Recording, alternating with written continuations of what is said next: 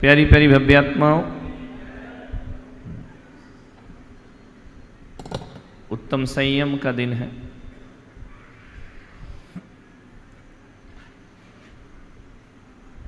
संयम से रहो।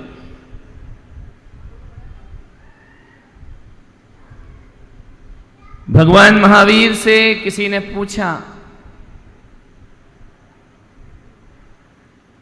कि भगवान, भंते ये बताओ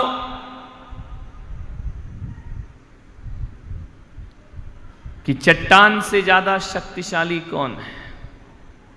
महाराज श्रेणिक ने पूछा कि भगवान ये बताओ कि चट्टान से ज्यादा शक्तिशाली कौन है। भगवान महावीर ने कहा कि हे राजन, चट्टान से ज्यादा शक्तिशाली लोहा है। लोहा, हां, वो चट्टान को भी तोड़ देता है। हथौड़ा। भंते ये बताएं कि लोहे से ज्यादा शक्तिशाली कौन है। भगवान ने कहा कि राजन, लोहे से ज्यादा शक्तिशाली अग्नि है, जो लोहे को गला देती है, पानी बना देती है। पूछा भगवान, क्या अग्नि से भी शक्तिशाली कोई है? तो भगवान ने कहा कि अग्नि से भी शक्तिशाली पानी है, जो आग को बुझा देता है। पूछा भगवान, क्या पानी से भी ज्यादा शक्तिशाली कोई है? तो भगवान ने कहा कि पानी से भी ज्यादा शक्तिशाली इंसान का संकल्प हुआ करता है। बोले संकल्प? बोले संकल्प में वो ताकत होती है कि वह पानी को भी पाताल से खींच के बाहर ले आता है। भगवान एक बात और बताने की कृपा करें, संकल्प से भी बड़ा शक्तिशाली कोई है? तो भगवान ने कहा कि नहीं राजन, संकल्प से बड़ा शक्तिशाली कुछ नहीं हुआ करता है। ये संकल्प है जो मोक्ष की यात्रा करता है। ये संकल्प है जो आदमी ऊंचाइयों को प्राप्त करता है। ये संकल्प है जो आदमी हिमालय की चोटियों को छूता है। ये संकल्प है जो आदमी अंतरिक्ष की यात्रा करता है। ये आदमी का संकल्प है जो समुद्र की गहराइयों को नाप करके आता है। ये संकल्प है आदमी का जो सीमाओं को लांघ कर उस पार पहुंच जाता है। ये संकल्प है आदमी का जो स्वर्ग की यात्रा करता है। ये संकल्प है आदमी का जो एक दिन संसारी से सन्यासी हो जाता है। और ये भी संकल्प है आदमी का जो संसार से परमात्मा बनकर निर्वाण की यात्रा किया करता है। संकल्प से बड़ा कुछ नहीं। ये ऋषभदेव वालों का संकल्प है जो इतने से कस्बे में चातुर्मास संपन्न हो रहा है। छोटा सा कस्बा है, यहां तो परिपूर्ण साधन भी नहीं है, लेकिन आज देख करके लग रहा है कि यहां परिपूर्ण साधन भले ना हो, लेकिन यहां परमात्मा की साधना दिखाई दे रही है। हर जगह साधक है, कुछ बेईमान है, वो दो चार हर जगह होते हैं, चावल में कंकर, बाकी तो ईमानदारी से करते हैं।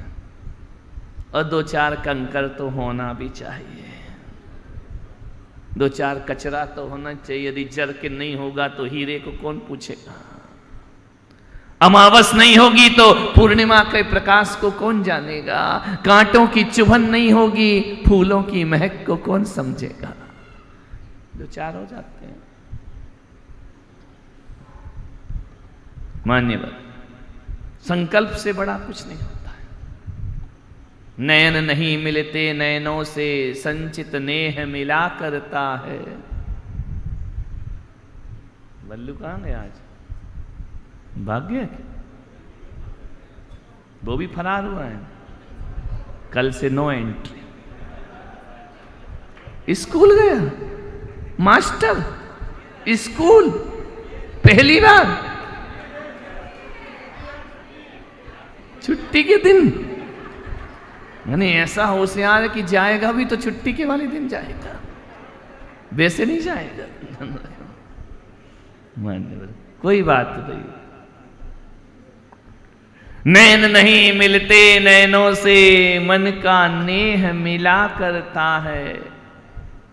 दीप नहीं जलते दीपक से, संचित तेल जला करता है। और कदम नहीं बढ़ते प्रिय पथ पर, प्यासा हृदय बढ़ा करता है। कौन बोलता है कि मोक्ष की यात्रा पैरों से होती है? मोक्ष की यात्रा पैरों से नहीं, मोक्ष की यात्रा भीतर की प्यास से हुआ करती है। लोग पूछते हैं कि भगवान है या नहीं, मैं कहता हूं उसे देखने की तुम्हारे पास दृष्टि है या नहीं है। क्या सोचते हो कि किसी बोरिंग मशीन को ला करके बोरवेल किया जाता है, पानी निकाला जाता है? नहीं मेरे भाई, स्कूल की बोरिंग खराब हो गई ना, अपना स्कूल मशीन खराब हो गई, रुकने की व्यवस्था थी, मशीन बैठ गई, बरसात इतनी हुई कि वही डूब मरी। आदमी का क्या कहें? बोरिंग मशीन का ध्यान रखना, ये मत सोचना कि कोई बोरिंग मशीन पाताल से पानी बाहर निकालती है। किसी मशीन में ताकत नहीं है जो बोरवेल से पानी बाहर निकाल ले। हकीकत में देखा जाए तो मशीन पानी नहीं निकालती, आदमी की प्यास पानी निकाला करती है। और जिस दिन प्यास मर जाएगी उस दिन कोई नल की तलाश करेगा। प्यास जीवित होना चाहिए। आज उत्तम संयम का दिन है। भीतर की प्यास। सुनीता विलियम्स ये अंतरिक्ष पर गई, प्यास से गई भीतर की। तुम क्यों नहीं जाते? तुम्हारे अंदर प्यास नहीं है। ये मत पूछो कि पानी है या नहीं, ये पूछो कि प्यास है या नहीं है। ये मत पूछो मोक्ष है या नहीं, मोक्ष जाने की लगन है या नहीं। लगन होना चाहिए। लगन होगा तो सब कुछ होगा, और लगन नहीं है तो जीवन में कुछ भी होने वाला नहीं है। आज उत्तम संयम है। संकल्प मजबूत होना चाहिए। संयम का अर्थ है पेशेंस, संयम का अर्थ है धीरज, संयम का अर्थ है साहस, संयम का अर्थ होता है धैर्य। हमारे अंदर धैर्य है? धैर्य तो बिल्कुल नहीं, अधीर लोग हैं। छोटी छोटी बातों में हम अधीर हो जाते हैं, छोटी छोटी बातों में मन विचलित हो जाता है, छोटी छोटी बातों में मन खराब हो जाता है। धैर्य रखो। धैर्य से बड़ा कोई संयम नहीं इस दुनिया में। अभी जिन शरणम तीर्थ बना ना, तो एक दिन वहां मूर्तियां आई मकराना से, जयपुर से एक ट्रक में मूर्ति आई। उसी में थोड़ी सी जगह थी, उसने कुछ टाइल रख दिए। जैसे अब देव वाले बहुत अच्छा जानते हैं टाइल क्या होती है, और ग्रेनाइट मार्बल तो यहां रोज ही कटता रहता है। अशोक जी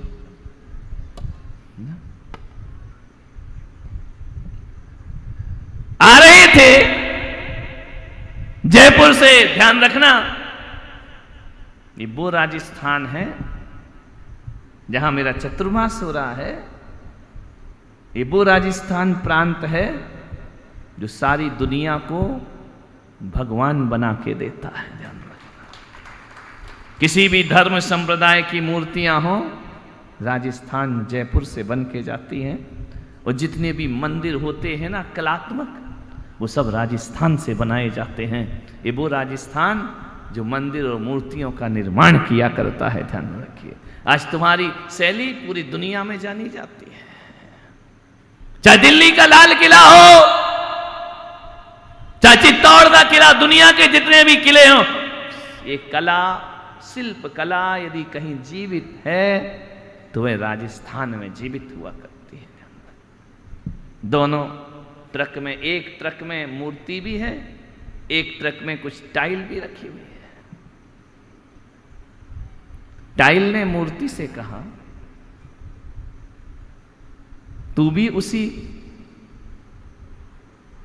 माइंस से निकला है सोमेश? मैं भी उसी माइंस से निकला हूं। ये बात बता पत्थर भाई, तू मेरा ही तो अंश है, मैं तेरा अंश हूं, एक ही खान से हम निकले हुए हैं। लेकिन एक बात तो बता दो मुझे कि हम जिस जिन शरणम में जा रहे हैं, तुम वेदी पर बैठोगे और मैं जमीन पर लगूंगा। ऐसा क्यों?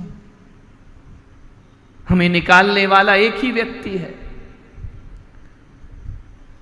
हमें रूप देने वाला एक ही व्यक्ति है, लेकिन बता मेरे भाई, तू भगवान कैसे बन गया और मैं तेरे उसी मंदिर में सीढ़ियों पर लगा रहूंगा, लोग मुझ पर पैर रखेंगे और लोग तेरे चरणों में अपना सिर रखेंगे। बता ऐसा क्यों हो गया? मैंने ऐसा क्या कर लिया अपने जीवन में? हमारा एक सा रंग है, एक सा रूप है, एक ही पत्थर है, एक ही माइंड से, लेकिन हम जमीन पर रहेंगे, तुम वेदी पर बैठोगे। मूर्ति मुस्कुराई, उसने कहा तुझे इतनी सी बात भी समझ नहीं आई? बोले क्या? बोले देख नादान, विपत्ति मुझ पर भी आई और विपत्ति तुझ पर भी आई। तुझे भी निकाला गया खान से, मुझे भी निकाला गया खान से, मुझे भी कटर से काटा गया, तुझे भी कटर से काटा गया। लेकिन मालूम है, तू मेरे ही साथ था, तू मेरा ही अंग था, तू मेरा ही पार्ट था। जब हम खान से बाहर निकले थे, अंतर इतना हो गया कि जैसे ही हम मकराना पहुंचे, जयपुर पहुंचे, शिल्पी ने जब छेनी हथौड़ी हम पर चलाई, वो हथौड़ी जब चलती गई चलती गई चलती गई, मैं एक एक हथौड़ी संयम से सहन करती गई, सहन करती गई, धैर्य रखती गई, धीरज से मैंने एक एक चोट को सहन किया। मैं मूर्ति बन करके खड़ी हो गई। तू चोट सहन नहीं कर पाया, टूट गया, टुकड़े में बंटता गया। और जब टूटा ना तो मालूम है तेरे क्या हाल किए गए। अरे बनना तो तुझे भी भगवान था, लेकिन तू मेरे मंदिर का फर्श बन करके रह गया। क्योंकि जब तू चोट सहन नहीं कर पाया हथौड़ी की, जब तू चोट सहन नहीं कर पाया कटर की, जब तेरे टुकड़े होने लगे, तो मालूम है उस शिल्पी ने क्या किया? जब तू ज्यादा टूटा, कम टूटा, तो 4x4 का टाइल बना दिया। और जब उसमें भी टूट गया तो 2x2 का टाइल बना दिया। जब उसमें भी टूट गया, बोलो कितना टुकड़ा करते हो रे? 1x1 का, 1x1 का मत बनना, बाथरूम में लगोगे, ध्यान रखना। विचार करिए, तूने धीरज नहीं रखा, मैंने धीरज रखा। तो महावीर कहते हैं कि जो धीरज रखता है, जो धैर्य रखता है, जो संयम रखता है, अरे पत्थर ही भगवान नहीं होता, एक दिन इंसान भी भगवान के रूप में पूजा जाता है। और जो धैर्य नहीं रखेगा उसके टुकड़े होंगे, वह टूटते जाएगा। असंयम तोड़ता है और संयम भगवान का रूप प्रदान किया करता। ये केवल मनुष्य के बस की बात है भगवान बनना, त्रियंचों के भाग्य में नहीं है। ध्यान रखना, स्वर्ग नरक पशुगति में नाही, आलस हरन करन सुख ठाही। स्वर्ग में भी नहीं मिलता, नरक में भी नहीं मिलता, पशु गति में भी नहीं मिलता है संयम। एक बात बताओ, संयम लेना चाहिए या नहीं? जोर से बोलो जरा, इतना उपास नहीं है कि आवाज नहीं निकल रही है। लेना चाहिए या नहीं? लेना चाहिए ना। लेते क्यों नहीं हो? कहते ना, माँ का बेटा कैसा हो, विद्यासागर जैसा हो, फूलक सागर जैसा हो, पुष्पन सागर जैसा हो, हमारे घर में नहीं, पड़ोसी के घर में। कमाल हो, कमाल कर दिया। हमारे घर में नहीं होना चाहिए, दूसरों के घर में होना चाहिए। लेना चाहिए तो फिर लेते क्यों नहीं? बोलो, क्यों नहीं लेते संयम? छोटा छोटा, कितना छोटा। उम्र बड़ी बड़ी हो रही है, संयम छोटा छोटा हो रहा है। अब एक बात बतलाओ कि यदि तुम बड़ी बड़ी माताएं यदि बच्चों के खिलौनों से खेलें तो अच्छा लगता है। तुम इतने बड़े हो गए, रेखा कह रही कि छोटा छोटा लेते हैं। अब रेखा, कभी दर्पण में तुमने अपने आप को देखा कि हम कितने बड़े हो गए? अब क्या हमारी उम्र गिल्ली डंडे खेलने की है? क्या हमारी उम्र कंचे खेलने की है? सोचिए, नहीं है ना। उम्र बढ़ गई तो संयम भी बड़ा होना चाहिए। छोटे छोटे कैसे करोगे? छोटे छोटे से पार हो जाओगे क्या? बोलिए, बड़े बड़े लेने का प्रयास करो, देखते हैं कौन कितना बड़ा लेता है। धैर्य नहीं आदमी के पास, क्यों नहीं लेते सही? एक टाइम की चाय छोड़ने में सिर में दर्द होने लगता है, ध्यान रखना। और दिन में सोने की आदत हो ना, और एक दिन ना सो तो कैसा लगता है? बोलो, हमसे मत पूछो, अपना अनुभव बताओ, कैसा लगता है? भारी भारी भारी भारी, चिड़चिड़ा मन हो जाता है। एक टाइम की चाय नहीं छूटती है, एक टाइम का भोजन तो बहुत बड़ी बात हो गई, चाय नहीं छूटती आदमी से। ये जो सिगरेट पीते हैं ना, ये मसाला खाते हैं, एक टाइम छुड़ा के देखो, सिर घूमने लगता है। उनका ध्यान रखिए। क्यों क्यों नहीं छोड़ते? संयम क्यों नहीं लेते? संयम के लेने के लिए आदमी इतना होशियार है, इतना होशियार है, यदि उससे कहो कि दीक्षा ले लो तो वो कहता है हमारा इतना पुण्य, जिसे सारा पुण्य हम 5-6 लोग कमा के आए हो दुनिया में, तुम्हारा तो पुण्य नहीं है। ध्यान रखना, ये बचने के रास्ते हैं, ध्यान रखना। हमारे भाग्य में कहाँ है? अरे तुम हाँ बोलो, भाग्य तो हम बना देंगे तुम्हारा। 2 मिनट नहीं लगे, तुम एक बार झूठ तो नरियल चढ़ाओ, हम सच में कर देंगे। ध्यान रखिए। नहीं महाराज, ये बड़ा कठिन काम है। बच्चा मंदिर नहीं आए तो माँ बाप परेशान रहते, मंदिर नहीं जाता, मंदिर नहीं जाता, मंदिर नहीं जाता। ज्यादा महाराज के पास आने लगे तो परेशान होते, चला नहीं जाए, चला तू तो महाराज के पास बैठ, तू तो वहीं बैठा रहे, काहे को आता, जा महाराज के साथ। अब बच्चा करे क्या भाई? सुधरे तो मरे, और नहीं सुधरे तो ज्यादा कोई मेरे आगे पीछे घूमे, क्यों रे, जाएगा क्या महाराज के साथ? अरे उसका जीना हराम कर दिया लोगों ने। क्या करे आदमी? संयम लेने के लिए पुण्य की जरूरत नहीं होती है। पुण्य तो संयम लेने के बाद भी कमाया जाता है।